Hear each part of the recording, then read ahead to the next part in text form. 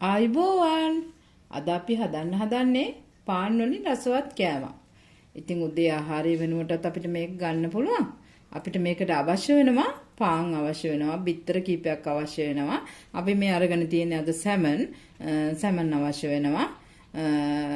Butter ටිකක් අවරන් තියෙනවා, ලුණු කෑල්ලක්, තක්කාලි ගෙඩියක්, තියෙන එළවලුවක් මොනවා හරි ගන්න පුළුවන්. අපි ඉතින් මේවා අරගෙන බලමු මේ උදේ ආහාරය අපි හදන විදිය. අපිට මේකට මුලින්ම පාන් පොඩි කොටු හැඩයට පොඩියට කපා ගන්න ඕනේ. ඉතින් පාන් ටිකක් චපාගෙන අනිත් ද්‍රව්‍යත් ලෑස්ති කරගෙන අපි බලමු මොනවද මේකට කරන්න කියලා. ඉතින් අපිට පුළුවන් මේ පාන් පෙත්ත පොඩියට කොටු හැඩයට කපාගෙන ලෑස්ති කරගන්න මේ මිශ්‍රණය හදාගන්න. අපිට මේ විදිහට පාන් දිගට කපලා මේ විදිහට පොඩි කොහොම හරි ඔයගොල්ලන්ට කපන්න පුළුවන් විදිහකට මේ කොටු හැඩයකට පොඩියට පාන් කෑලි ටික කපා ගමු. කපාගෙන අනිත් ද්‍රව්‍යත් ලෑස්ති කරගන්න විදිහ බලමු අපි මේක කපාගෙන ඉමු. අපි දැන් අපේ පාන් ටික කපාගෙන ඉවරයි. දැන් අවශ්‍ය අනිත් ද්‍රව්‍ය ටික මේ ලුණු කොළ ටික කපන්න යන්නේ. මේකත් පොඩියට කපා ගන්න. Tamanට තියෙනවා නම් විතරක් මේක ගන්න පුළුවන්.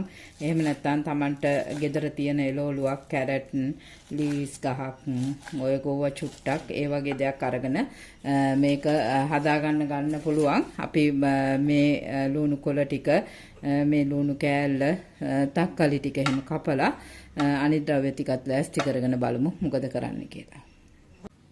අපි දැන් ඊළඟට අපේ අමුද්‍රව්‍ය ටික කපාගෙන කරගෙන ඉවරයි. අපි බලමු අපේ සැමන් එක පොඩි කරගන්න විදිය. අපිට පුළුවන් තමන්ගේ ගෙදරට අවශ්‍ය ප්‍රමාණයට හරියන සැමන් කෑල්ලක් අරගෙන මේ විදියට පොඩියට කුඩු කරලා අරගන්න. තමන්ට කටු ඕනනම් කටු දැම්මා කියලා ප්‍රශ්නයක් නැහැ. මේ කටු හොඳට හැපෙනවා. ඉතින් මේ විදියට සැමන් කෑල්ල ටික පොඩි කරලා ගන්න. මම අරගෙන තියෙන්නේ අද හුරුල්ලු මාළුවගෙන් හදපු සැමන් ටිකක්. ඒකත් තමන්ට අවශ්‍ය ප්‍රමාණයට කුඩු කරලා අරගමු. අපිට දැන් තියෙන්නේ අපේ මේ කුඩු කරගත්ත සැමන් ටිකට මේ ද්‍රව්‍ය සේරම කලවම් කරන්න. අපි මේ ටික සේරම කලවම් කරගෙන තමන්ට අවශ්‍ය ප්‍රමාණයට ලුණු චුට්ටක්, ගම්බිරිස් චුට්ටක් දාගෙන මේ මිශ්‍රණය ඉස්සෙල්ලාම හදාගමු. අපි බලමු මේකත් හදාගෙන මේ ඊළඟට මොකද කරන්න කියලා. අපි මේක හොඳට කලවම් කරගමු. කලවම් කරගෙන ලුණු ගම්බිරිස් චුට්ටක් මිශ්‍ර කරගමු මේකට තමන්ගේ රස ප්‍රමාණය අනුව. මම දැන් මේකට අපිට අවශ්‍ය ප්‍රමාණයට ලුණු ටිකක්, ගම්බිරිස් ටිකක් මිශ්‍ර කරලා තියෙන්නේ. අපිට තියෙන්නේ ඊට පස්සේ මේ කෑලි කපාගත් පාන් ටික මේ මිශ්‍රණයට එකතු කරන්න. මේ මිශ්‍රණයට එකතු කරලා පාන් ටික මේ මිශ්‍රණය කලවම් කරලා පාන්, සැමන්, මේ ලුණු මිශ්‍රණයක් හදාගමු. මේ ටික සේරම මිශ්‍ර කරලා අපි හම්බෙමු මොකද කරන්න කියලා. ඕගොල්ලොත් මේ විදිහට මේ පාන් චූටියට කපලා මේ මිශ්‍රණයට එකතු කරගන්න. මම කපාගත්ත පාන් සියල්ල මේකට එකතු කරනවා. මේක හිමින් සීරුවේ කරගන්න. අපි දැන් මේ මිශ්‍රණය හොඳට මිශ්‍ර කරලා ඉවරයි. අපි මේකට තියෙනවා නම් ඕගොල්ලන්ට ෆ්‍රෙෂ් මිල්ක් ටිකක්, දියර කිරි ටිකක් එකතු කරගන්න පුළුවන්. අපි මේ දියර කිරි පොඩි චූටි පැකට් එකක් එකතු කරගත්තා. ඒකත් එකතු කරගෙන කලවම් කළා. අපිට තියෙන්නේ බිත්තර එකින් එක කඩලා මේකට එකතු කරන්න. අපි බලමු බිත්තරත් එකින් එක කඩාගෙන මේකට එකතු කරන්නේ කොහොමද කියලා. අපි දැන් මේ බිත්තර මිශ්‍රණයක් හදාගන්න යන්නේ. බිත්තර එකින් එක වෙන වෙනම කඩලා එක භාජනයකට එකතු කරගන්න. එකටම කොයි එකකවත් බිත්තර කඩන්න එපා. බැරි වෙලා හරි නරක වෙලා තිබුණොත් එහෙම මිශ්‍රණයම අපිට ඉවත දාන්න වෙනවා. ඒකින්ද අපිට පුළුවන් මේකට ගම්බිරිස් ස්වල්පයක් දාලා, ලුණු ස්වල්පයක් දාලා කලවම් කරගෙන අපේ මේ පාන් එකට දාන මිශ්‍රණය හදාගන්න. මම දැන් මේකට ගම්බිරිස් ස්වල්පයක් මිශ්‍ර කරා. මම ලුණු කුඩු ස්වල්පයකුත් දානවා. අපි අර මිශ්‍රණයටත් ලුණු දාලා තියෙන හින්දා ප්‍රවේශමෙන් ලුණු ටිකක් දාන්න. ලුණු ටිකක් දාලා අපි අර මිශ්‍රණයට එකතු කරගෙන පාන් මිශ්‍රණයට එකතු කරගෙන මේක හදන්නේ කොහොමද කියලා ඔහොම බලාගෙන ඉමු. දැන් අපි අපේ මේ පාන් මිශ්‍රණයට මේ බිත්තර එකතු කරනවා. එකතු කරලා අපි මද වෙලාවක් මේක වහලා තියාගමු. මේ පාන් වලට හොඳට බිත්තර යොෂ උරා ගන්න. ඉතින් අපි මේ විදිහට බලලා ලස්සන රස කෑමක් හදන්නයි යන්නේ. ඉතින් මේක උදෑසන ආහාරයටත් හොඳයි. නිකන් හවස් වරුවේ ඉන්න වෙලාවක අපිට ආහාරයට ගන්නත් හොඳයි. රාත්‍රී කෑමටත් හොඳයි. ගුණදායකයි. අපි මේක හදලා බලමු.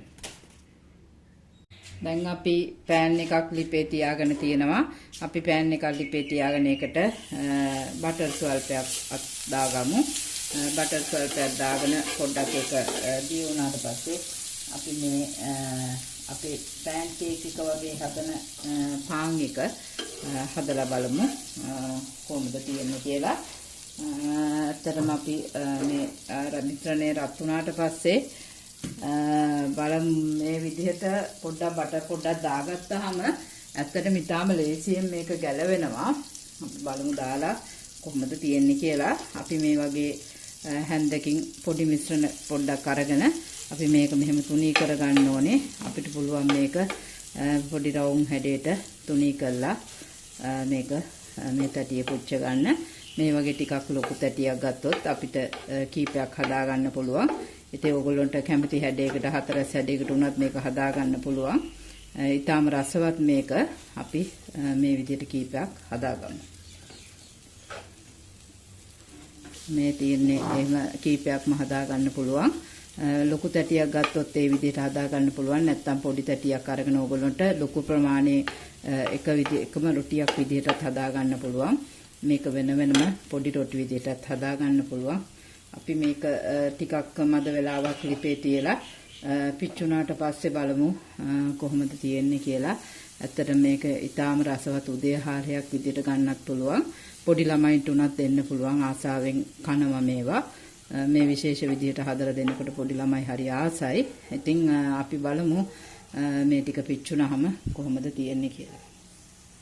දැන් මම මේ රොටිය අනිත් පැත්තට හරවලා තියෙන්නේ. ඕගොල්ලන්ටත් පුළුවන් ප්‍රවේශමෙන් අනිත් පැත්ත හරවගෙන දෙපැත්ත කර වෙන්නේ නැති විදිහට පුලුස්ස ගන්න. අපි මේ රොටි ටික ඔක්කොම හදාගෙන පිළිගන්නලා බලමු කොහොමද මේ රොටිය තියෙන්නේ කියලා. ඕගොල්ලන්ට පුළුවන් මේ රොටිය තනි රොටියක් විදිහටත් මේ පෑන් එකේ හදාගන්න. මේ රොටි ටික ඔක්කොම හදලා ඉවරයි දැන්. මේ තනි රොටියක් විදිහට හදා ගන්නවා නම් ඕගොල්ලන්ට කැමති ප්‍රමාණය අනුව හදා ගන්න පුළුවන්. ඒකේ ප්‍රශ්නයක් වෙන්නේ නැහැ. ඔක්කොම ටික රොටි ටික හදාගමු.